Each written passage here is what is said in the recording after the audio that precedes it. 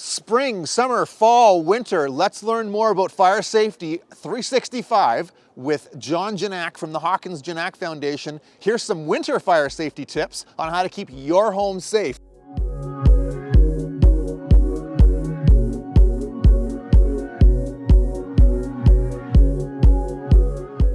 All right, we're starting our house tour outside. Let's take a look at the vents. These vents are for gas, fireplaces. It could be for your furnace. It could be for your gas water heater.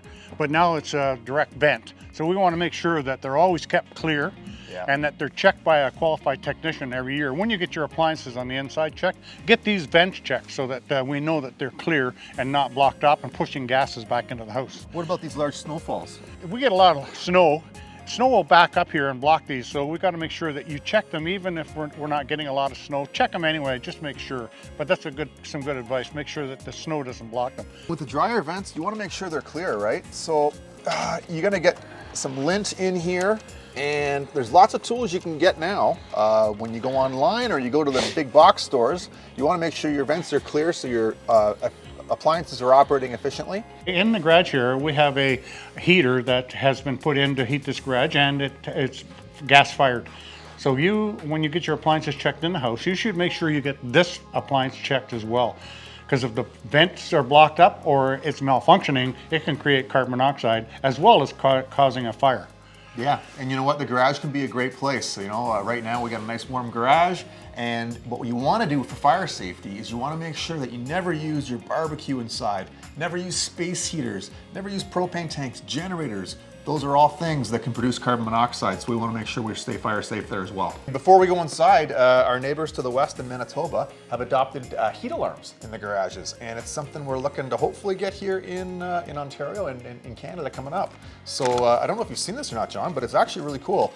It can connect to the alarms in your house, and it operates at around 135 degrees. Pretty cool, eh? That's right, and the battery is in the back, so when you put the battery in, we can use it as a standalone as well. So something's better than nothing right now, right? Exactly. And what I like to also stress is the fact that if your garage is not heated and it's cold, you can't put smoke and CO alarms out there because the cold affects the alarm.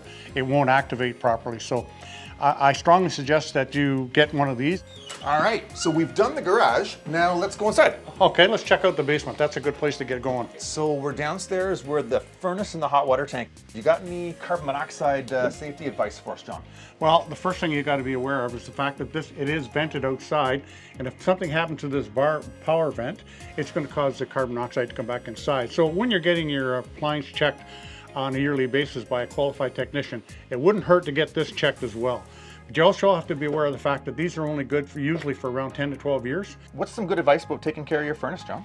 Well, the furnace is probably one of the biggest appliances in your home that cause carbon monoxide.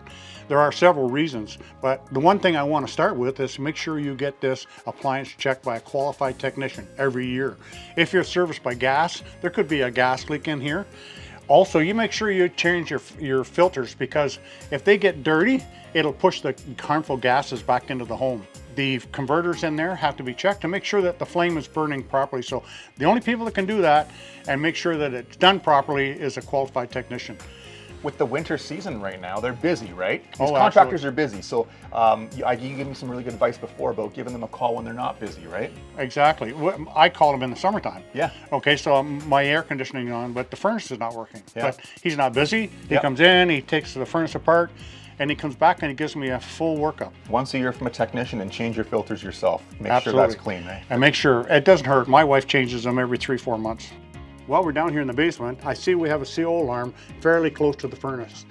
That is something that we advocate. You should not have that within 10 to 15 feet of the furnace, because it will make them dirty and they won't activate properly. Also, you should check on the back of the date. This one here says 2014. Only good for 10 years, so it's time to replace it. Great point, John. The Hawkins Gignac law, 2014, that's when it came in. All the law-abiding citizens went out and purchased the alarm when it first came into effect. They're all due for replacement. 10 years is up. So when it comes to dryer safety, we want to make sure that we are checking the pipe here. So this was connected to the back of the dryer. We want to make sure it's clean, there's no lint. as you remember, we were outside, right? We were taking a look at the dryer vent before. So we always want to make sure this is clean. And if you want to go back to the certified contractor, you can even get contractors to come out and clean your dryers as well, right? So make sure it's lint free.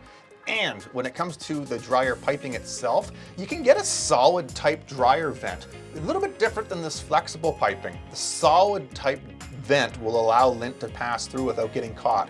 With the slinky pipes here, what you'll see is lint does get caught in here a little bit more, and you'll want to make sure that that comes out.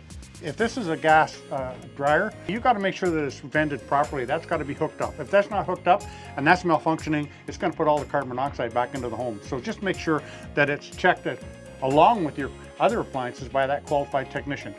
It'll only take 5 seconds and it could save your life. All right, John, fire safety. Cooking safety starts with you. Pay attention to fire prevention, right? Exactly. So, when it comes to the stove, this is the #1 cause of fires in the home. So we want to make sure we have a 3-foot rule, 3 feet away from the stove. We want to make sure that we have anything combustible out of the way, and we want to pay attention to what we're cooking. Now, if this was a gas stove, do you have any advice for us? Well, first thing is with a gas stove, it's #1 is to get it checked by a qualified technician, because when the flames burn, you got to make sure that they're burning efficiently, and also that the stove itself is ventilated properly. A big problem that we're having right now is people in the gas stoves, it ventilates and dissipates the gas from the bottom. They're putting in these catch plates, and it's blocking the vents and causing the carbon monoxide to back up into the home. So just make sure that those new plates that you put in there have holes in them so that it helps to ventilate the stove. Well, you were saying tinfoil as well, right? Exactly. Tinfoil. People could put this on the bottom of their stove to catch the dripping from cooking, etc. And what it does is it blocks the small vents that help dissipate the gas from the stove. And that's creating carbon monoxide. That's creating carbon monoxide. So we need to be aware of that. But the biggest thing I say, get it checked by a qualified technician every year, because it'll keep your stove running efficiently, and it'll also make sure that the vents are not blocked and all the gas is going outside where it should be. What should we know about a gas fireplace? Well, a gas fireplace, again, we want to make sure it gets checked by a qualified technician once a year, like all the other appliances. But with this, we got to make sure that it's vented properly and that you clean it. Everybody's under the misconception that gas burns clean, and it doesn't. It creates a residue. It's just like tar. So you got to make sure that your vents are kept clean. Also, if you have a glass on the front of your fireplace and it looks dark and white, and it's showing you that it's not burning properly. If it's dark, that's a telltale sign, right? Right. Okay. That's a telltale sign that there's carbon monoxide. It's not burning properly. For all intents and purposes, it's creating carbon monoxide. The yellow flame's got to be in there somewhere. Yeah. If it's not burning properly, most of it's blue. It'll be all blue flames. Yeah. It's not getting enough oxygen. So you're getting a nice, clean, efficient burn. Right. The glass is clear. That's great. But and the vents are all cleaned out. Yeah. And we're still getting this checked once a year by that qualified technician. They're coming out and they're doing the stove, they're doing the hot water tank, they're doing the furnace, they're doing the gas stove. You want to make sure you have your home completely safe when it comes to these gas appliances. And they also check the gas lines. Yeah. They make sure that there's no leaks in them. So over time, those connections are not coming loose and causing leaks from your gas. Oh, amazing. So you could be in your gas and light up a match in your garage, and if you've got a leak out there, you never know what's going to happen. We've had houses explode before, so we want to make sure that you get a qualified technician to come in and check all that. He's the one that knows what's going on. When it comes to gas fireplaces, people think about carbon monoxide, but they might not think about wood fireplaces as well, right? Exactly. Wood fireplaces are just as dangerous if they're not looked after properly, especially if the chimney's not cleaned out. Also, we have to be aware of the fact that people have wood burning furnaces that are combo electric wood burning. They got to be checked as well, because they're dangerous. They cause a lot of carbon monoxide. Yeah. Especially up north where the temperatures are colder. And what happens is that the pipes get clogged, right? Exactly. Creosote.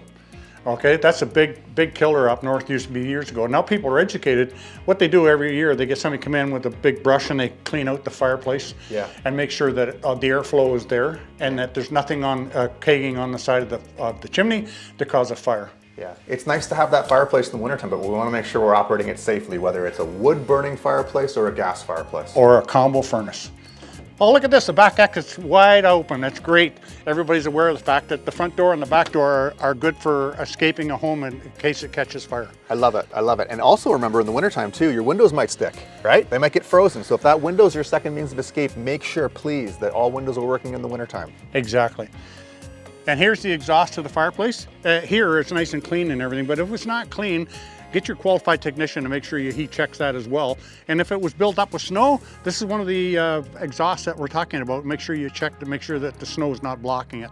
Yeah, and it's still warm. You can feel it. Yeah. We actually had it, right? We had it on. Exactly. You can feel the heat. So you want to keep all your combustibles away from this as well, which is the residents done a fantastic job. It's great to see that our secondary means of egress is clear.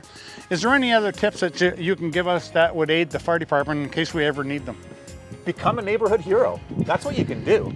When it comes to the fire hydrants that are close to your home, adopt a hydrant, you know? Go out, make sure it's clear. In a fire emergency, seconds count. So if a firefighter's got to dig a fire hydrant out before they can attach the fire hose and get it for the fire, that takes time. If you become a neighborhood hero, keep your hydrant clear, keep your roadways clear, keep your sidewalks clear. That's what you can do to help us out in the community. Another good idea too is to make sure that your numbers are visible. Oh, So that when the fire trucks pull up, they know exactly where you are. And if you can, get outside and guide them in and tell them what the problem is. yeah, and in the wintertime as well. You know what? The snow plows are out. I know we park on the road, but when the snow plows are out and you notice they're out, please get off the road. Allow that emergency path to be clear for the arriving fire trucks. The more snow off the road, the better it does for us to set up our fire trucks. That's what we always say, be a help, not a burden. Our first line of defense in the home, of course, is the smoke alarm, CO alarm, combo alarms. We want to make sure that they're all in good working condition, CSA approved. And remember, you know what? 10 years, they don't last forever. You want to make sure you have your alarms replaced every 10 years.